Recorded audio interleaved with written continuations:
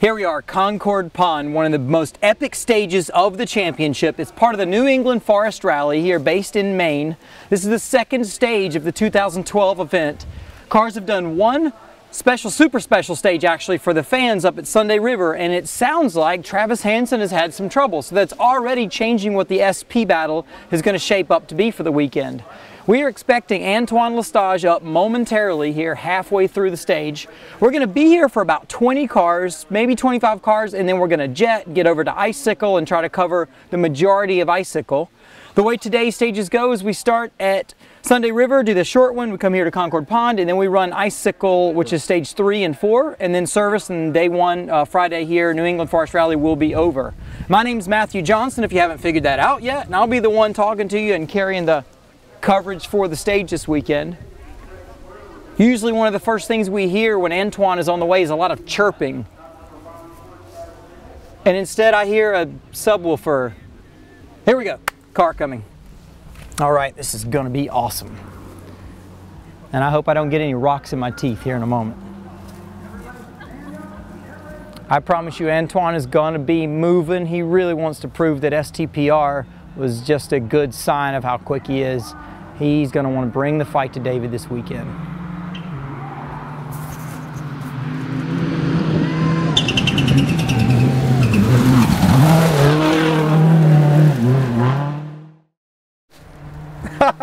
What's the dust window?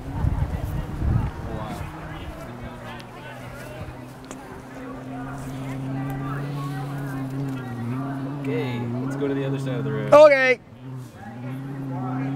Are we still? Yeah, we're live, right? Okay. It keeps getting worse. All right, let's move. Here we go. So now that we're brown, we thought you guys were going to get the dust. That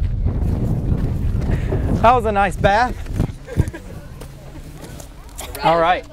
So we might readjust our shot here and get sorted about where we want to be, but next car up is going to be David Higgins, and then Crazy Leo will be third up on the stage. So as I was saying, we're one car down already, and a few miles into Concord Pond here, we might have still a changed start order by the time the cars show up. There's not usually this much dust on the stage, for what I remember. Hasn't been raining. Yeah. In fact, I'm lying right now through my teeth. I remember in the Volkswagen in like the early 2000s, there were dusty sections you almost had to come to a stop for in places of this stage. It also happened right as the sun was going down and right as the light is leaving, some of the hardest times of the day to have visibility. All right, we can hear David Higgins. He'll be here upon us momentarily.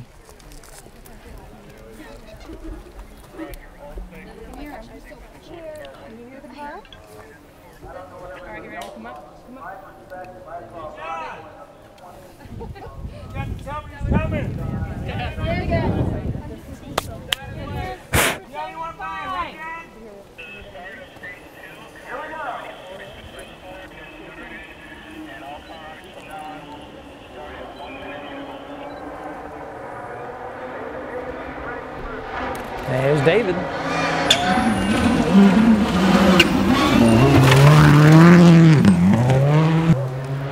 So there's this big rock over there. Maybe we'll get a shot of it before somebody moves it. I don't believe any tires should be up close to that rock, but we might see somebody that didn't really write that this corner, in their notes, that this corner is decreasing radius. They might end up clobbering that rock. Can't see it right now. We're gonna wear some dust again. Oh, are you guys goofing off behind me? No, you just keep wearing that thing. Don't take that off and we'll be fine. Hey. We would never do that. That's fine. There's a bet on the line here. This is what Chris Duplessis is wearing if Will beats him. Yes! To the after party. Has he tried it on yet? No, I don't want him to sweat up in it before I go. Awesome. Next car to come through is Yeah, there was a few challenges laid down when we were staying with them. As Crazy Leo, Leo Verlichik. I practiced saying that name a few times. I finally arrived at Erlichich, something like that. Yeah. Crazy Leo's up next. Just call him Crazy. He's driving the 2007 Subaru STI Beast. He calls it the Beast. He calls his recce car the Bastard.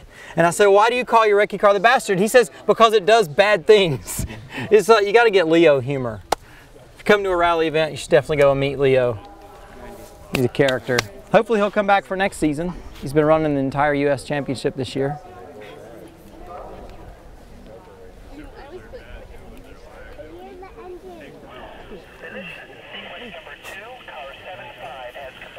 Still a fair number of spectators here on a Friday. This stage is often fraught with spectators all over the place here watching, and as it's getting dark, it's quite a spectacle here in the area, and it's been the same for about 15 years, so it's a big deal that it's different this year in 2012.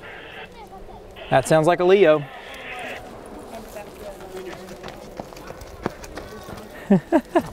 Yep. Got it. Hang out with us.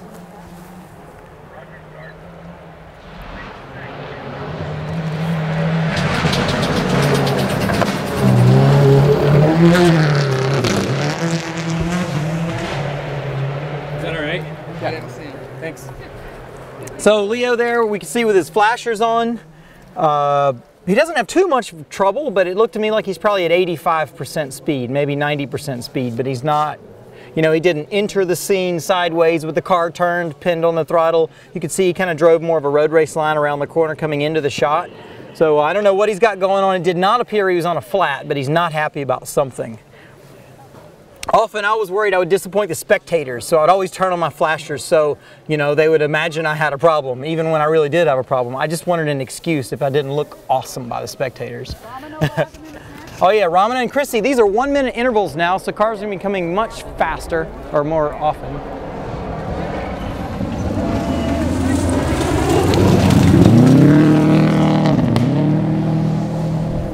Nice. Ramana taking his time there. I think he and the other guys are still dealing with the amount of loose stuff on the surface. I think he would have been back to power a lot sooner in the corner if he felt like the car would turn.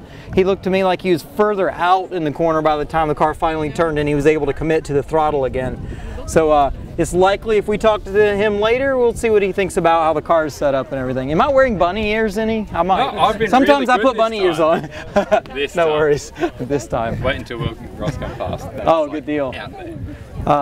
So next up should be Travis Hansen. Like we said on the Super Special, Travis Hansen, I guess, hit something, had some sort of a altercation, and is not going to continue. I hope those guys are all right and everything. So I've got the start order here. Here's Lachlan O'Sullivan up next in the Mitsubishi.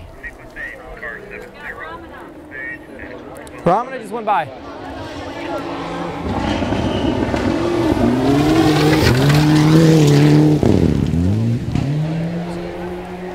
All right, so what we saw there, Lachlan was the tightest of anybody. We could see how some of these rocks are moved right there. That inside-most line there is where Lachlan was driving. That means he's got quite a bit of confidence, especially hearing that this corner tightens later. That means he's got enough confidence in his car handling that mid-corner at that speed, he still expects to be able to keep it on the inside edge as it tightens back there. He looked to be more confidently driving than Ramana to me there. And he was back on the throttle here where Ramana took another 25, 30 feet before he was able to commit back to accelerate through there. Car up. It's Adam Yeoman in a rented car this weekend. Everybody remembers that Adam Yeoman had quite a big crash at STPR only a few weeks ago. And we're all very stoked to see him back here racing right now. This is an 07 Subaru STI. Sure doesn't sound like it though. It's Will. Woo! Look at him.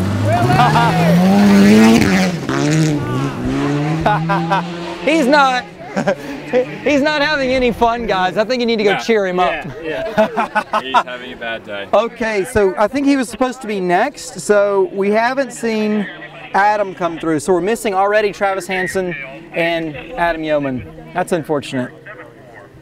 Maybe they just swapped order for some reason. So Chris Duplessis will be by. If we don't see Adam Yeoman, we're going to see Chris Duplessis up next. I'm going to finish. Beating a little poor Ford Fiesta R2 within an inch of its life so that he doesn't have to wear this later. That is going to be hilarious. It wasn't really built for Chris's frame, I don't think, but he'll be right. You'll look good, mate. Yeah. Quite awesome. Yep. Finish since already at Ramana. Finish the stage. So that's Lachlan and Ramana did clear this stage, Concord Pond. They'll carry the super production race on to stage 3 and 4. Oh, it is Adam. Good.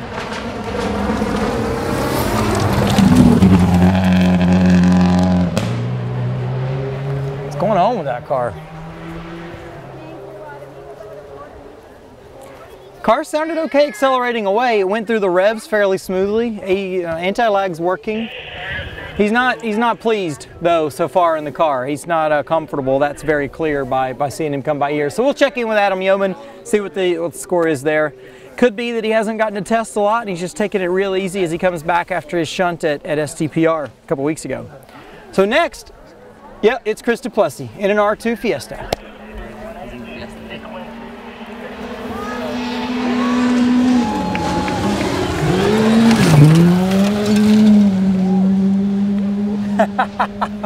That was full commitment. Yeah, ACP will be buying the XD potentially next, actually, or here quite soon. Yeah, yep. He's from upstate New York. We know him from way back. Yeah, he'll be in his, what is that, 78, 79 280Z? Chris was about 7 seconds faster to this point. Chris was? Over orders. Over well? Yeah. According to He my... looked like he was going. Chris also could drive the stage asleep. Yeah, like he told us that yesterday. Yeah, I think he knows the stage better than any. Will is at a disadvantage on this stage. Tell us the details of the bet. So basically we've been staying at Chris Duplessis' place for a couple of days. A lot of crap was talked and basically it come down to Concrete Ponds. He's got a really cool picture there. We went, rightio, if Will beats you, you have to wear exactly my getup. And if he beats Will, then Will has to wear the Duplessis team gear to the after party and tomorrow. The Duplessis team gear is not near as obnoxious though. No, it's no. not. It started off with just a Summit shirt, but this morning it turned into this. We stepped it up. It's almost just a shirt. Awesome. Chris is going to be driving fast. And he was fully committed here. Did you hear? There was no throttle modulation. This is David Sterrick's SP.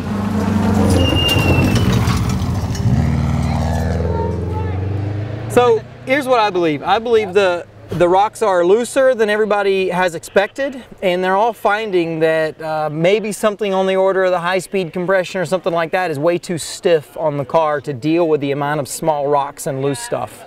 So they can be carrying a lot of speed in the fast straight sections if you get to a corner like this, and it just destroys your confidence if you can't get the car turned.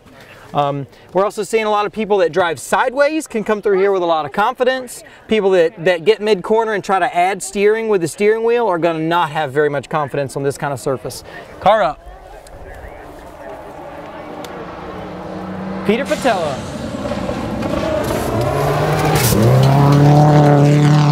Or I was wrong. Blowing the lens. Whoa. I need somebody blowing my lens now. I don't know if carrying the start order on my phone was the best idea, but I'll see what I can do here to get that back up. Oh, that was Hugo. We got to go talk to Hugo. Or is it Hugo? Does anybody know him? He's from Quebec. Yeah. Hugo de Grenier. I knew it was a French last name. He's moving. Clearly not his first rally. We'll go chat with him later and see what he thinks of this rally. Evan Klein's up next in Exity Clutches SP Subaru. And then ACP will be behind him. He's the other guy to be battling for the two-wheel drive championship. Have you met ACP or Jeremy? No, not yet. I think you should make a side bet with them to make them wear some of this get up as well. I think we can do that. Yeah. Evan Klein.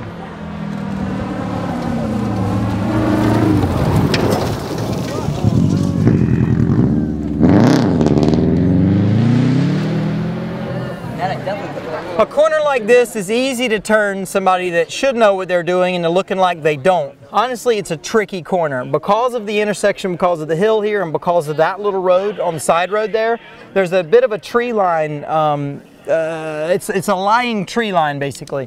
With that tree hanging out, you just can't see how sharp the corner is as you're coming up this crest. So he can't see what we see as he's coming up the other side of this. So he's kind of really wondering. He had the car set up quite well, and then it just kind of unwound when he realized he was looking at the wrong thing. So those are some of the things you definitely want to pay attention to on recce, is what am I looking at? Is that the best thing to look at? And Jeremy and I actually would make notes once in a while, like what tree to look at or whatever to get the right visual. All right, this should be ACP and Jeremy. Jeremy's birthday today.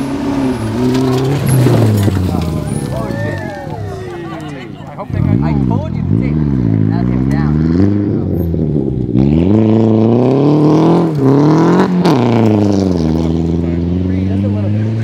Anybody that's been watching this show since Snowdrift remembered that there was a joke at Snowdrift, and the joke went to the drivers like, how many times did you use reverse on that stage? And everyone had often used reverse multiple times at Snowdrift because it was so slippery. Here in the summer when there's a lot of grip, obviously we'd like to use reverse quite a bit less than that.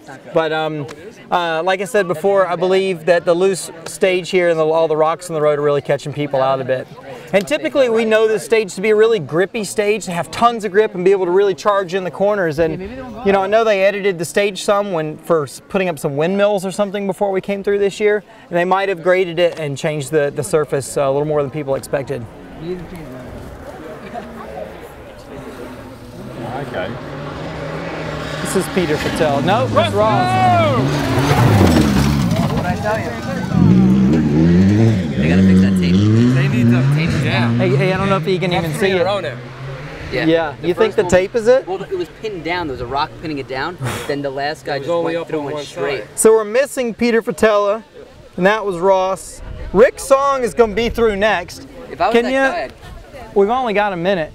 they need to fix the tape. Wow. Looks like the road. Have him stand and get that ribbon up. Can you get that tape back up after the next car? Yeah. Oh, it's got a tie in the middle, doesn't it? I'm gonna run over there and fix the tape myself. Yeah. Do we have more of it? No, but I mean, we'll be good. That's Rick's song.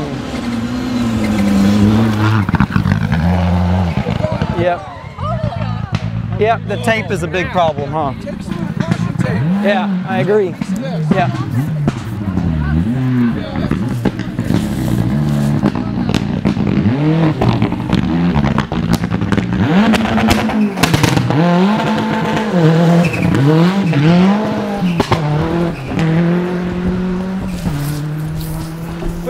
Quick. Can you tie it?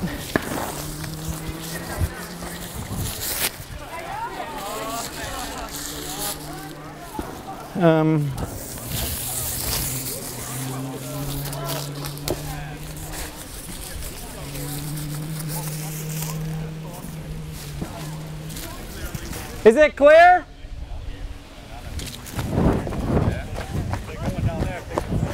All right, let's get back. Thank you. So they can't see the tape coming up the hill, but as soon as they go over the hill and see a lack of tape, it's like, well, I must go this way. It's very, very confusing. Why are we hearing car beeps? Put it back up. Let's hang on to it. John Cassidy.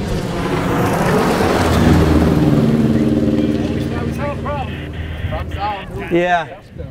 That's the end. It is. We'll get it. Genuine New England Force rally tape. This is a high value commodity. Hey dude, you're gonna have to move up. We got a shot right here. Here, we'll just call this good enough. You're gonna have to be like at least up where these people are, because I've been down to like we have it right here. Yeah, whatever. I didn't hear that. All right, so it turns out we're standing at quite a tricky corner. A corner like this can change a driver's whole result of their rally. Obviously, Rick, after that, is probably a little bit jumbled up for the rest of the stage mentally as a driver. It's not hard to get shaken up a little bit. Here's Mason Moyle in Super Production.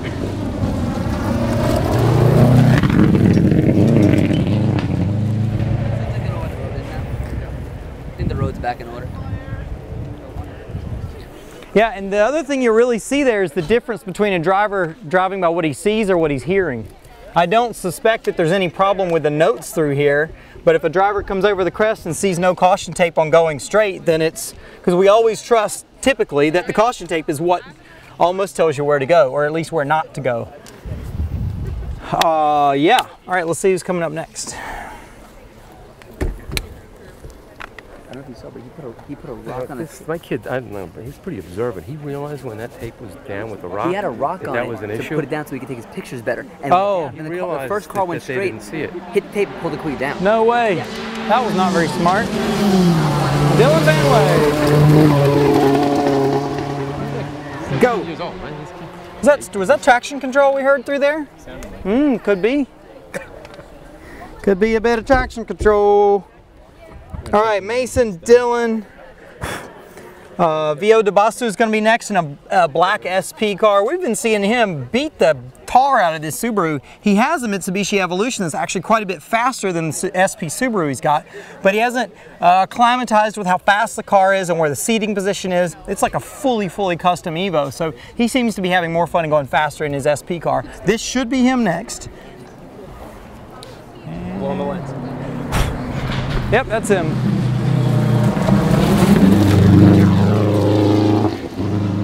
Nice. Not the most exciting, but one of the cleanest. Now that we're back off the top 5 guys that have notes that they'll absolutely drive to, that was plenty fast around this corner that quite clearly is really tricky. Don't worry, it builds character. Oh. Matt is next. Where's Jennifer? It might be on the other side. What's Matt's last name? I'd like to tell you who's next. What's Matt's last name? He's next up. I can't. That's one of the ones I pronounce. I got it. All right, no wonder. That's why it's PR. That's right. Prashivich? Privich? Yeah, I know them. Yes, cool. He and his wife, Kristen, both drive. I'm not sure who's co-driving with Matt this weekend. He'll be in a red STI that says Somerset Subaru on the side. Unless they've changed it since I saw it last, which can happen. Yeah. Oh, what? Sorry. As we've seen, things change. The world is an ever-evolving kind of being. So sounds like we'll see Matt having some fun right here.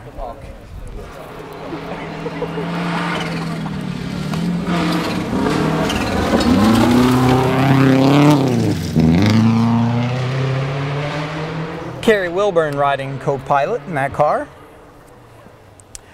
So we've got some. We're gonna have some interesting results after Concord Pond here. If any other corners are as tricky and challenging as this one, we might have some cars missing here before the end of the stage. So I got a little bit of report about Travis Hansen. It sounds like he hit a guardrail and ripped a wheel off the car at the Super Special back at Sunday River. At least he crashed close to the bars. It's better than being stuck out in the middle of the woods. I gotta be honest. He's not the only one that hit that guardrail either. He's what? Not the only one that hit it? No, there were a couple cars. I hit a guardrail on that stage when busted a right rear tail light some years ago.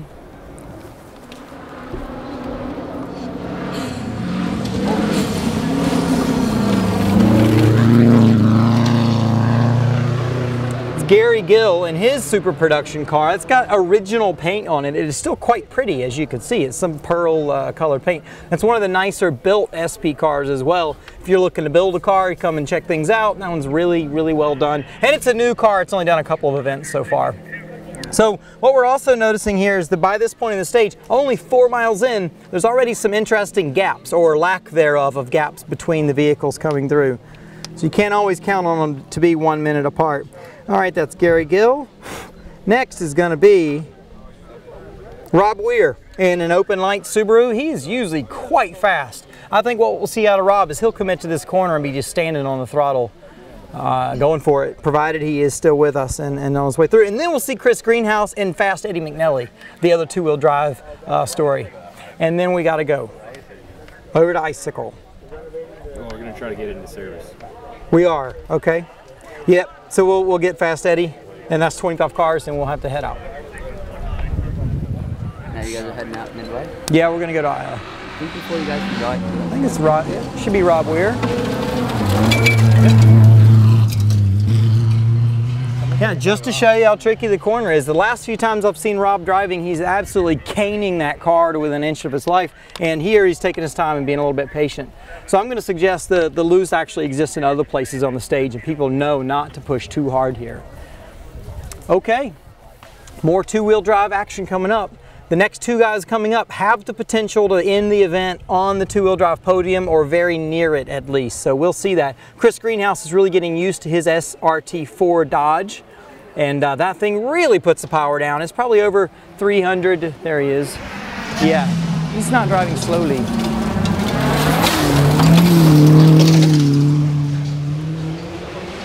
So that same rush of wind that you hear as he's lifting off the throttle is basically the same thing that's happening with the top cars that are chirping a lot. Only the chirping you hear from the turbo in the top cars, they can't do that forever. The turbo gets very hot and you can only run an event or two with it tuned that way. This car could probably make that kind of power all season and be just fine. Okay, Fast Eddie McNally up, another Ford Fiesta R2. And then we are checking out. Actually, we're gonna walk behind all those dirt piles, aren't we? Yeah. We could do a wave at everybody, or let them wave at the camera on the way out.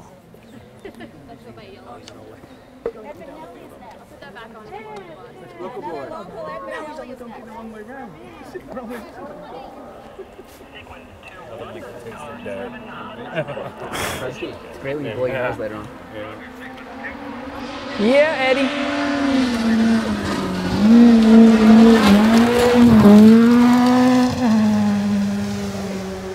Maybe his new nickname is 8K Eddie or something like that, because that thing's always around 8,000 RPM when I see him. Okay, do you want to do a sweeping shot of all of our fans and visitors here on the way out? And then we're going to start heading down the road and we're going to check out here of Concord Pond 2012 Maine Forest Rally. It's happening, sorry, New England Forest Rally. Please forgive me, organizers. Do we all still call it that? Right, and shirts still say that, everything says Maine Forest Rally. Okay, we're going to start heading this way. See you, everybody. All right. Woo! Wave at us. I'm gonna grab my water. We'll see you guys. Going to service? I believe so, or Icicle. We're going to Icicle too. Okay, good deal. We'll see you there. Cool, later.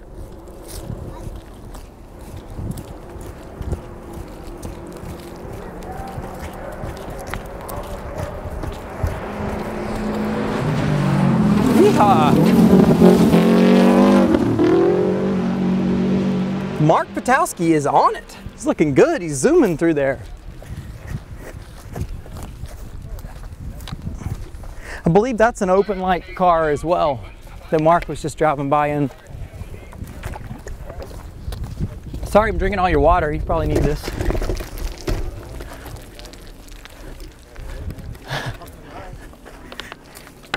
Give some peace sign or some waves to the camera there. Summer race in Australia.